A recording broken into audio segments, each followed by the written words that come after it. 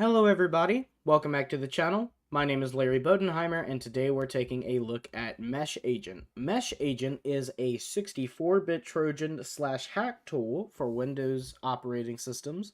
If we take a look over here in VirusTotal, we can see that the creation time was 3 years ago, so we'll ignore that. First submission was 2 days ago, and last submission was about 12 minutes ago by yours truly. If we come and take a look up here, it has 29 out of 72 detections, which means it does a pretty good job of getting past most AV engines. So if we take a look at the ones that are detecting this, we have AVG, Avast. What else do we have here? I do see Bitdefender is not picking up on this one, which is not good. I'll send them a sample of this at the end of the video. We have GData, Elastic, Google has a detection. Kaspersky does, not a virus, VHA remote admin, says Win32, and I can't see the rest of its file name, unfortunately, but it has an M, so I'm going to assume that's the right name of MeshAgent, especially because it has remote admin. And McAfee has a signature, Sophos, Symantec, and that seems to be about it. So let's take a look at the major AV companies that are not detecting it. BCAV Pro has no signature. Avira and Bitdefender is not detecting it. Avira's been missing a lot of these lately, by the way. ClamAV, CrowdStrike Falcon, MCSoft, ESET. There's a lot of major companies that have no detection for this. Malwarebytes. Microsoft even. Wow, okay. They're usually pretty up to speed on these. Palo Alto Networks. What else? It looks to be all of the major ones. Obviously, to the surprise of no one, Webroot has no detection for it. But that seems to be about it. Quite a few of these major AV companies have no detection. If we go to details, here's your MD5, your SHA-1, and your SHA-256 for the video. Again, it will be in the comments, so if you want to follow along, you don't have to type it in yourself. The names it's been uploaded under are W3K support, W3K.supportcmd.exe, W3K.support.x.exe, a random string here with Ryux_sliver at the end, and then W3K support x64.guc.exe. Now, this one is a huge red flag to me, as GUC is actually the name of a botnet, and we'll actually get more evidence towards that in a second. If we come over here to relations, there's two contacted domains. We've got m.w3k.io, which I will actually check that out in a second because I'm quite interested in that, and then a Microsoft domain. 7 contacted IP addresses, however, none of them show up as malicious. The ones that do have country tags are all in the United States. Execution appearance is just itself. It does have 19 bundled files, however, either no detections or haven't been scanned. And 13 dropped files, which it just seems to drop a copy of itself that's malicious. And then a PowerShell script, as well as a config for JavaScript. Interesting. If we go to behavior, again, I don't spend much time on behavior on this channel, but if you want to take a look for yourself and don't want to follow along, now is your chance to do so. Any second now. Thank you. If we come down here, we can see 2 sandboxes are detecting it. Zenbox flags it as malware, Trojan, evader, and Yummy Hunter flags it as malware. For some reason, it's not letting me drag my mouse. Okay. Interesting. If we come down here, one second. No, this isn't running. I don't know why it's being so weird. If we come down here, we can see that there are 1 high, 3 medium, and 1 low crowdsourced Sigma rules, as well as 1 crowdsourced IDS rule. And last but not least, if we come over to community, we can see that there are 3 people voting on it: Nike Analytics, Jaffa Cakes, and Elglata666. Nike Analytics has left a comment here. Verdict is malware family's MeshAgent. And if we come down here to Jaffa Cakes, we can see that she's given it the family of MeshAgent, but she's also given it the botnet name of GUC. And she's even found the C2 server, which is on w3k.io. So we'll definitely take a look at that later. If you want to take a look at the other 2, the MD5 will be in the comments. Next, let's go ahead and take a look at the tools we'll be using for this video. We have System Informer, good to go. Process Monitor, good to go. Wireshark, good to go. And Zooey. Last but not least, let's take a look at the properties of this file itself. So we're going to click on Properties. We're going to come over to Details. We can see that it has a okay enough description. W3K maintenance agent, file version just looks way too new. Like, that would be a red flag to me, but probably wouldn't be a red flag to most people. Product version, and then copyright just 2024 W3K LLC. It's not even a right copyright icon, it's just a C in brackets. And if we go to digital signatures, we do have 2 digital signatures. However, it says the digital signature is okay. We view the certificate. Certificate is intended for the following purposes: ensure software came from software publisher, protect software from alteration after publication. Very interesting. And then if we go to the SHA-256 digest, it also shows as okay. Now, this is very interesting to me, because if you've been watching the channel, you will also have noticed that I've reviewed the hack tool Atera. And like I said in that video, Atera itself is not malware. Atera itself is actually a very legitimate and useful program for businesses. What made it malicious is how it was modified in our executable and hooked to a malicious C2 server. In this case, I'm not sure if this is a legitimate tool. I've never heard of it. And if we go to look up W3K support, all we get is things like week calendar, something with ANCOR, the North Carolina Department of Health and Human Services. But we don't get anything that really shows for this program. So before we run the malware itself, I actually am going to do something different. I'm going to go to the domain first. It looks like it's hosted on Cloudflare. And we just get this weird splash page. So it looks like a login page. Maybe it is a real login page. Maybe it's fake. Who knows? We click login. It starts pretending to load. Login failed. Check username and password. So if we do admin for the username and password for the password, is that going to let us in? Hopefully not. No. And this may very well be like a fake splash page, because I've never heard of w3k.io in my life. But, and this brings us to w3k.llc. I don't even know what to make of this. I'm not saying that this is absolutely, positively 1,000,000% malicious in and of itself. But, whereas I said Atera was a very legitimate program, I'm going to go on a limb and say that all of this is just malicious in nature. But it's not confirmed. So we'll go ahead and minimize this. Let's pull up this and actually go ahead and reset the process capture. And without any further ado, let's run some malware. Do you want to allow this app to make changes to your device? And as you can see, it's in blue. It shows the name, verified publisher. So we'll click yes, and it pops this up over here, popped up some command prompts, and we get this window that says click the buttons below to install or uninstall W3K Support Agent. When installed, the software runs in the background, allowing this computer to be maintained and managed by a W3K support technician. So we'll go ahead and just click install.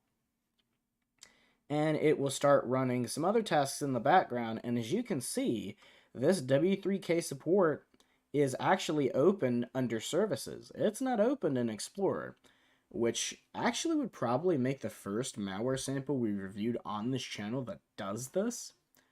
But it's quite interesting either way. So we'll take a look over here, and we can see that we've already got 13,000 things on Wireshark. It's not picking up much right now, but we are getting some connections to and from different IP addresses, mainly this 142.251. So we'll keep an eye on that. We'll come back to that in a second, though. Next, let's go ahead and pull up Process Monitor. We're going to drag this over to the left side of the screen, and we're going to minimize it to about here. That way, if anything new and suspicious opens, we'll be able to see it. So I'll keep it about like right here. And if we go to filter, we're going to do two filters. So we're going to do process name is, and I'm going to type W, and we're going to select this one first. I think that's the name of the original file that we ran. Let's go to desktop really quick. Yes, it is. So we're going to select that one first. And then we're going to go to operation is create file. Not create file mapping, just create file. We're going to click add, and we're going to click apply. Shouldn't take very long. There's only a little under 3 million events captured. And as we can see, there's 1,442 events. Now, something that immediately caught my eye that's also different from malware we've reviewed on the channel before is, yes, we have a bunch of DLL files, but if we scroll down any amount, we also see that we have these database files. And I believe these PDBs relate to C#, which is interesting. We have also seen that this probably has something to do with JavaScript writing as well, as we saw a JSON that was dropped on VirusTotal. But with these PDBs, I'm thinking that it's also partially written in C#, which is odd. I mean, a lot of malware is written in C, but not C#. But anyway, if we keep going, we can immediately see that the vast majority, if not all, of these database files have been deleted. So we've got mesh service 64, ntdll, and it's going to desktop. It's creating a new folder on the desktop called symbols. And I also should have mentioned that it's going to the C directory and just creating a folder named MeshAgent. So if we keep going down here on the desktop, we're getting a bunch more PDBs. WS2_32. Interesting. And then we've got a DLL folder on the system, or in the desktop folder as well. But it looks like most of these are not being pasted into a folder. They're just being plastered onto the desktop.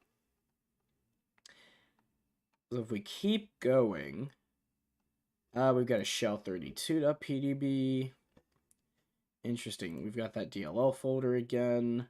Kernel.appcore.pdb. Interesting enough. And then it's going into program files with SSL. So we've got an open SSL configuration. Duly noted. And then we've got some JavaScript here as well. So crc32stream.js, HTTP digest, clipboard, promise. I'm not sure what that is. And as you can see, all of this is being deleted as well. Matter of fact, the only thing that hasn't been deleted in a while that we've seen is cryptbase.dll, and that's already on the computer. That wasn't downloaded or installed. That just came with the machine. The Windows certificate store.js, Windows dialog, Windows console, Windows message pump, authenticate opus. And then it's calling itself. That's not the file that it dropped yet. ci.dll, I'm fairly certain that came with the malware. I don't think that's on the system. It's accessing PowerShell, as we can see here. wmic.exe has been called, okay. Fair enough. And then on the desktop, we've got MeshAgent and utillanguage.js. We keep going. ntmarta.dll, it's called on literally every single malware sample we reviewed so far. And where is it going to call the new sample? Which is actually just a copy of itself. No, it's still calling the old host file. We've still got a way to go. I thought we were running out of room. And now it's doing a bunch more PDB stuff. So we'll just scroll through all of this. This isn't going to tell us much information. If we keep going, we're at cryptbase again. A bunch of JS stuff. WinRegistry.js, okay. AMZ.dll, pretty sure that comes with the computer. Windows Defender. So if I had to guess, it's probably doing things in there to either disable the Defender or add a whitelist for itself and all of its other associated programs. And then it drops a new folder, and here we are. So C program files, Win3K, Win3K support, win3k.support.x.exe. And if we jump to that, it should be there. And there it is. And we've got a .db and a .msh as well. And that seems to be about it. So that's done for this file. As you can see, it hasn't added any more events other than that. So let's scroll back up to the top. Thank you. Let's go to filter, and let's do process name is that support.x.exe. So we'll apply that. It's going to take quite a bit longer because we're now at almost 8 million events. And as a matter of fact, after it filters through all of these, I'm going to go ahead and pause the event capture, because while it's running, we quickly run out of memory. So we'll go ahead and pause this. And we're already at the top, good.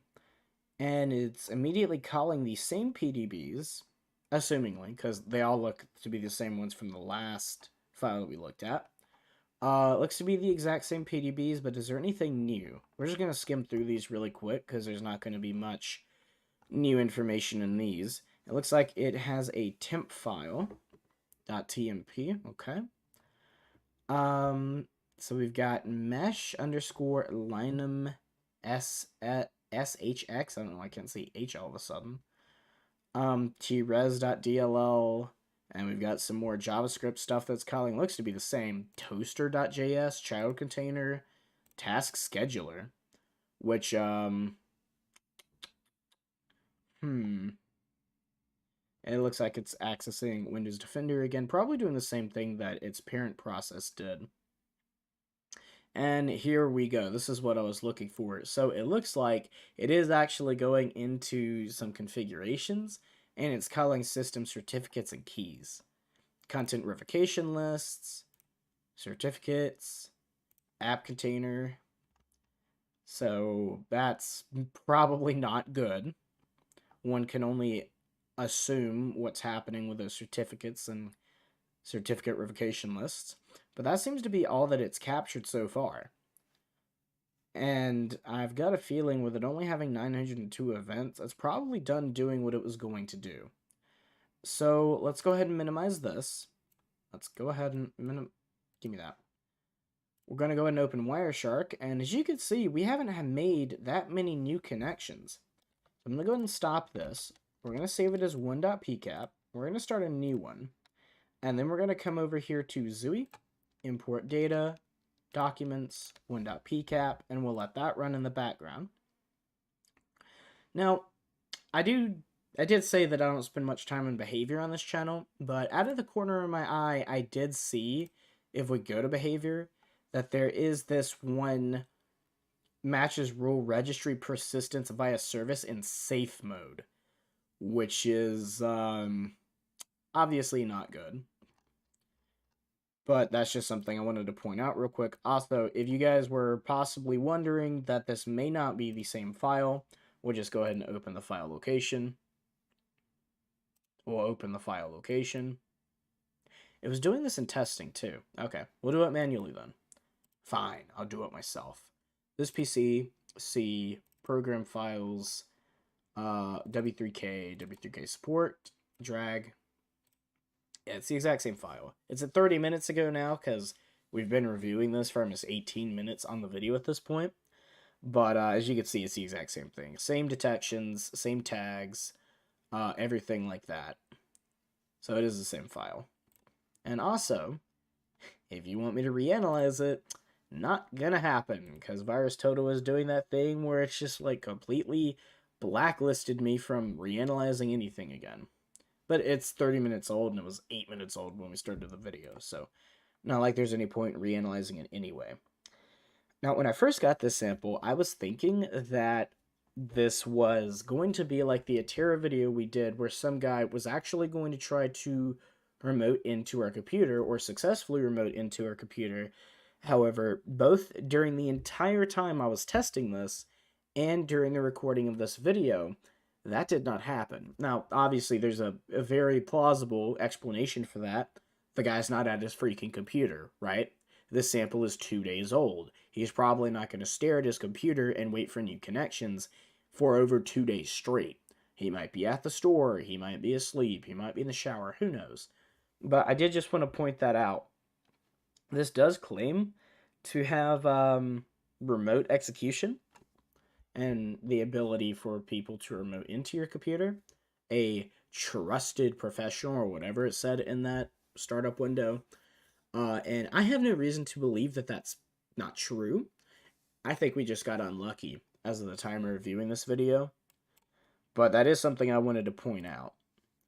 So it did finish scanning through this in Zooey. We'll query the pool really quick. I don't expect to find much, but we'll look through anyway. Suricata app layer running direction. That can be ignored. We're mostly just looking for alert 2s and alert 1s at this point, because even if the alert 3s have anything to do with the malware, they're usually not that interesting. So I've decided I will look through a few of them on each video, but if they start like piling up and I think they're all just going to be suricatas or not interesting, I'm just going to skip past them. See things like this, I'll look at one and then I'm just going to go past it. We do have a bunch of HTTP connections. We can open one of these, and it seems to be connecting to... Where is the website? It doesn't say. It just says an HTTP connection on port 5057. Okay. The response port is 80, obviously. It's HTTP. That is a PKI for Google. All right. What about this one? Same thing? It's a certificate authority. Okay, so as I thought, we're not going to find much information from here. I'm not done yet, though. Let's go ahead and open Wireshark. We have 4,000 packets now. Odd. But if we look over here, let's make 2 windows, I guess. And we'll go to relations. What was the one? Yeah, immediately, this 172.253.6997. If we come down here, that's not one of the ones it's connecting to. Okay. It's connecting to a 141.148. Did we not see that in the very beginning of the video? All of these 3-4 connections are Google Cloud. That could be ignored. But if we... Tell you what, let's open a new... Oh, you're going to be annoying, aren't you? Okay, fair enough. Let's open a new window and open that 1.pcap. And we're going to go to, oh my god, it took too long to load. And I was like, oh, it's not going to load. And as soon as I open the folder, there it is. We're going to look for that 141. 142. I think the 142 is the one I was looking at earlier. The 142.250.31138, that sounds like the one that I said earlier. And either way, I'm not seeing a 141 open right now. Which we're definitely connecting to something, because we can see the malware doing all of these things. And the malware is only 2 days old, which I think I just saw it. Wait. Hey, wait. Yep, there it is. So it definitely is connecting to that IP address. I was wondering when we were going to see it. But the malware is 2 days old, which I know 2 days is a long time for the C2 to go down. I just had a good feeling that it didn't. And now on the other hand, we've also got... No, that's a local one. Never mind. We've got a 162.159.614, but that's fine. So I'm going to go ahead and copy this IP address, and we're going to shove it through abuse IPDB and whois. And then after that, I think the only thing left to do is restart the computer and see if it has persistence. So if we take a look here, we can see it was not found in their database. It's owned by the Oracle Corporation, and it's out of Ashburn, Virginia. Okay? And I'm not going to spend too much time on it on the whois, but we'll look. Oracle CH, Munchensteinerster 41. I obviously speak such good German. And that's Swedish, actually. So why does this say Ashburn, Virginia, when the whois says it's out of Sweden? Solna, specifically. Or the organization's out of Sweden. I'm an idiot. I'm also sick, if you couldn't tell. But yeah, that's pretty much everything. all that's left to do now is to restart the computer. So let's go ahead and close all of this junk. We'll open everything on top of each other. So I can just hold Alt F4. Just closes the VM entirely. Yeah, stop and quit without saving. Close that, Alt F4 again. And we're going to go ahead and restart the computer.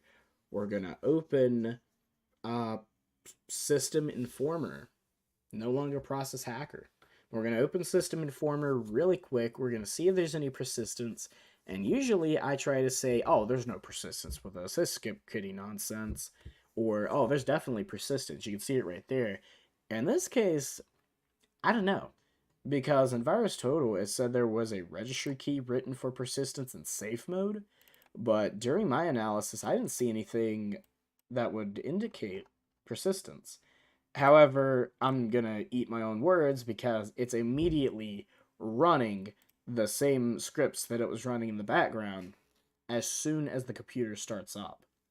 So the malware does have persistence. That's particularly nasty. I want to try something really quick. If we do uninstall and just click yes, checking firewall rules for previous installation, true enough to its word, it does seem to be gone. It's no longer running here. This is a very interesting piece of malware indeed. I guess what... I guess the malware writer is just simply hoping that you're not just going to immediately uninstall it after you install it. Probably what he was hoping you could do is get access to your computer before you had enough time to be like, okay, nothing's happening, uninstall. But yeah, because we don't see any processes running in System Informer that would be contrary to what it just did. But that's going to be it for MeshAgent. I hope you guys did enjoy the video. If you guys did enjoy, please make sure to leave a like, leave a comment letting me know just how freaking awful I sound with being as sick as I am. And I do apologize for that as well, but it's been 3 days. I figured I had to do something, right? So subscribe if you're new. Leave a comment letting me know if there's anything I did not do in this video that you want to see in future ones, or if there's anything I did do that you feel is redundant. My name is Larry Bodenheimer, you guys have been amazing, and I will see you in the next one.